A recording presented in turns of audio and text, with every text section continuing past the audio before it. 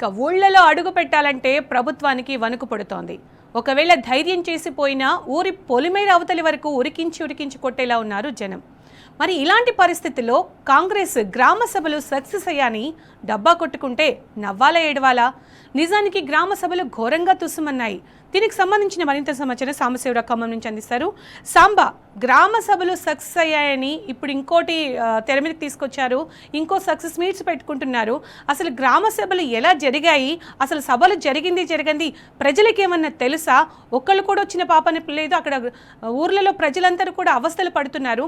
Updates ఏంటి సాంబా?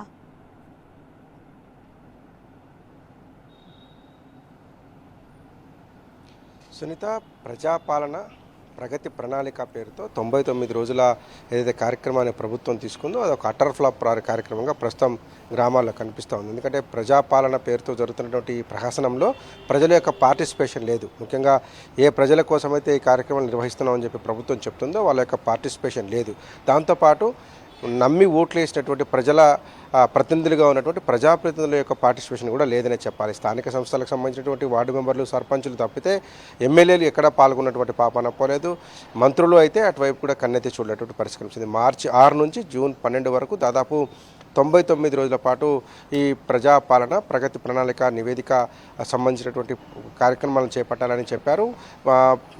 మార్చి 6న పారిశుద్ధ్యం మీద, తర్వాత ఒక్కొక్క రోజు ఒక్కొక్క డిపార్ట్మెంట్ వారిగా గ్రామ సభలు, వార్డు సభలు, ఆ తర్వాత మండల స్థాయి సభలు, ఆ తర్వాత జిల్లా స్థాయి, తర్వాత రాష్ట్ర స్థాయి సభలు నిర్వహించాలనేటువంటిది ప్రభుత్వం చెప్పినటువంటి లక్ష్యం. కానీ ఆరంభ సూరత్వం తప్ప ఆ తర్వాత ఎక్కడా కూడా ఏ కార్యక్రమం జరిగినట్టుగా కనిపించలేదు. గ్రామ వార్డు సభలలో అయితే ప్రజలు నిలదీశారు. ఖమ్మం జిల్లా నేలకొండపల్లి మండలం ముజ్జుగూడెంలో ఒక మహిళ ప్రశ్నించినటువంటి తీరుకి యావత్ రాష్ట్రం కూడా ఆలోచనలో పడిపోయింది. చాలా స్పష్టంగా ఆమె అడిగింది, ఏం చేశారని గ్రామాల్లో గ్రామ సభలు పెడుతున్నారు, ఈ గ్రామ సభల ద్వారా ప్రజలకు ఒరిగేటువంటి ప్రత్యక్షమైనటువంటి లబ్ధి ఏంటి అనేటువంటి విషయాన్ని ఒక మహిళ దాదాపు 70 ఏళ్ళు 65 ఏళ్ళ పైన ఉంటుంది. ఆమె అడిగినటువంటి ప్రశ్నలకు అధికారులు సమాధానం చెప్పలేక నీళ్లు నమ్మలేటువంటి పరిస్థితి వచ్చింది. ఇల్లందులో కూడా దాదాపు 3-4 వార్డులలో వార్డు మెంబర్లు ఆ కార్యక్రమాలకు రాకపోవడంతో వాటిని బహిష్కరించారు. చాలా చోట్ల ఇందిరమ్మ ఇళ్లకు సంబంధించినటువంటి అక్రమాల మీద ప్రజలు తిరగబడ్డటువంటి పరిస్థితి కనిపించింది.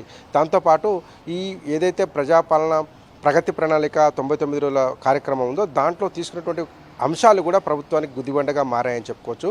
పారిశుద్ధ్యము, అట్లాగే విద్య, ఆరోగ్యము, వైద్యంతో పాటు పెండింగ్ ఫైళ్ళ పరిష్కారము, దాంతోపాటే యువతకు ఉపాధి, దాంతో విద్య, ఇంకా రకరకాలైనటువంటి అంశాలను ప్రధాన ఎజెండాగా తీసుకున్నారు. ఇందులో ఒక్కొక్క ఎజెండాను చూసినప్పుడు ఆ ఎజెండానే ప్రభుత్వానికి గుదిబండగా మారిందని చెప్పుకోవాలి.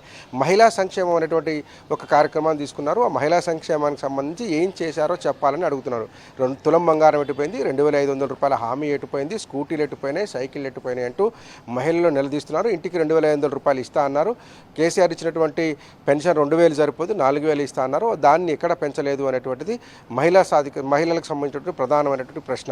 ఇక గ్రామాలలో అనేక రకమైనటువంటి సమస్యలు ఉన్నాయి. పారిశుద్ధ్యం పేరుతో ఒక ప్రహాసన సాగిస్తున్నారు.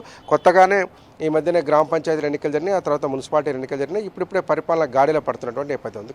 సో ఆ రకంగా కూడా వాళ్ళు ముందుకు వెళ్ళినటువంటి నేపథ్యం ఉంది. ఎక్కడ కూడా ప్రజాప్రతినిధుల పార్టిసిపేషన్ లేదు, ప్రజల పార్టిసిపేషన్ లేదు. కేవలం అధికారులు ఆ డబ్బా పెట్టుకుంటడం తప్ప ఎక్కడా కూడా ఈ ప్రజలతో కానీ ప్రజాప్రతినిధులు మమేకమైనటువంటి పరిస్థితి లేకపోవడం ఈ మొత్తం ప్రజాపాలన కార్యక్రమంలో ఒక పెద్ద మైనస్గా చెప్పాలి సునీత. రైట్.